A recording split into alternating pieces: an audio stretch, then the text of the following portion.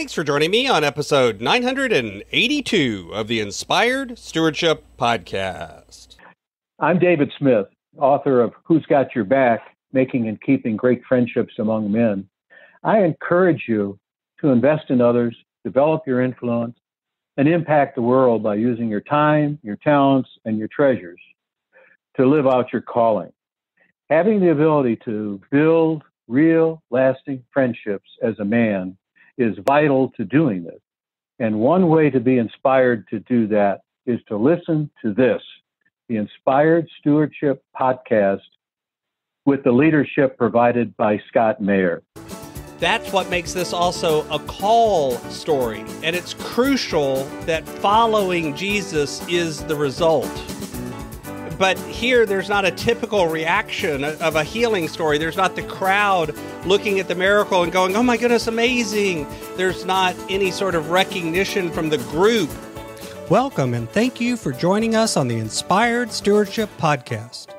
If you truly desire to become the person who God wants you to be, then you must learn to use your time, your talent, and your treasures for your true calling. In the Inspired Stewardship Podcast, you will learn to invest in yourself, invest in others, and develop your influence so that you can impact the world. In today's Spiritual Foundation episode about investing in others, I talk with you about Mark chapter 10, verses 46 through 52. I also share why this isn't only about seeing with your eyes, and I share why there is a reason that Jesus actually heals two different blind men in Mark. Mark chapter 10, verses 46 through 52 goes like this. They came to Jericho. As he and his disciples and a large crowd were leaving Jericho, Bartimaeus, son of Timaeus, a blind beggar, was sitting by the roadside. When he heard that it was Jesus of Nazareth, he began to shout out and say, Jesus, son of David, have mercy on me. Many sternly ordered him to be quiet, but he cried out even more loudly, Son of David, have mercy on me. Jesus stood still and said, Call him here. And they called the blind man, saying to him, Take heart, get up, he is calling you.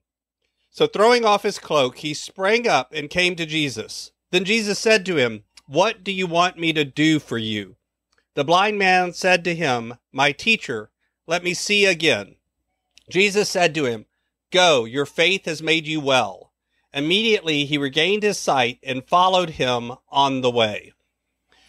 So this is one of the passages in Mark, and it's a rather concluding parable in this central section of the Gospel of Mark. And it's the second healing of a blind man. In fact, like any other healing story, there's elements that are present. Someone has a problem. There's something that complicates things. Jesus affects the cure. The result is confirmed. Others see the cure. And then there's some response to the miracle. This is a healing story. But there's also a second story or second level here. This is also a calling story. In fact, earlier in chapter 8, there was a healing of a blind man, and yet here we are healing a different blind man. Again, I think there's some reason for that, but I don't think it's so that we get the recognition that Jesus is out there healing the blind and getting better at it or anything like that. Instead, it's about the better message or the larger message of that seeing Jesus, in this case, leads Bartimaeus to following Jesus. That earlier blind man is really passive. And then in this story, you can see that there's an active seeking of Jesus. He begins to cry out, Jesus, son of David, have mercy on me. And in fact, this is the first time in this gospel that son of David as a title is given to Jesus. So basically recognizing the kingship, that he's related to King David. And in fact, this connection is clear. So he recognizes something in Jesus that maybe not everyone has.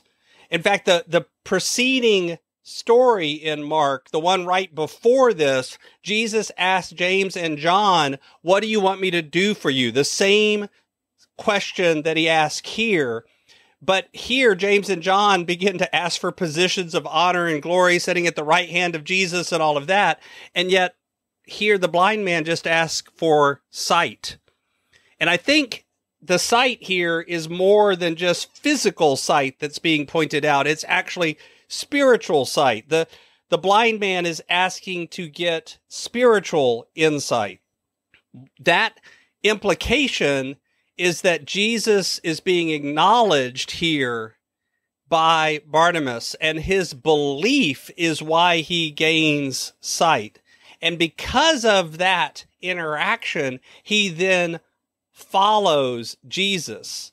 And I think that's what makes this also a call story. And it's crucial that following Jesus is the result. It happens time and time again in the Gospels. And this is often where things end in the story. But here, there's not a typical reaction of a healing story. There's not the crowd looking at the miracle and going, oh my goodness, amazing. There's not any sort of recognition from the group. Instead, it says he puts down his things and he follows Jesus. He regained his sight and he follows Jesus. And the next passage here after this, it's turning to going to Jerusalem, and it ends on the cross. So in a way, he's seeing where this is going, and yet he still follows Jesus. I think that's why this second story is there, is because despite the fact that it is a story of healing, it's also a story of calling. And I think oftentimes whenever we think about having our eyes opened and having our call called to us, that call is somehow turned out to us in a way that if we don't really open our eyes, we don't see. That's part of what this passage is calling for us to do, to see what does it really mean to follow Jesus. Thanks for listening. Thanks so much for listening to the Inspired Stewardship podcast. As a subscriber and listener, we challenge you to not just sit back and passively listen, but act on what you've heard and find a way to live your calling. If you enjoyed this episode, do me a favor. Go over to facebook.com/inspired stewardship and like our Facebook page and mark it that you'd like to get notifications from us so that we can connect with you on Facebook and make sure that we're serving you to the best of our abilities with time and tips there. Until next time, invest your time, your talent, and your treasures. Develop your influence and impact the world.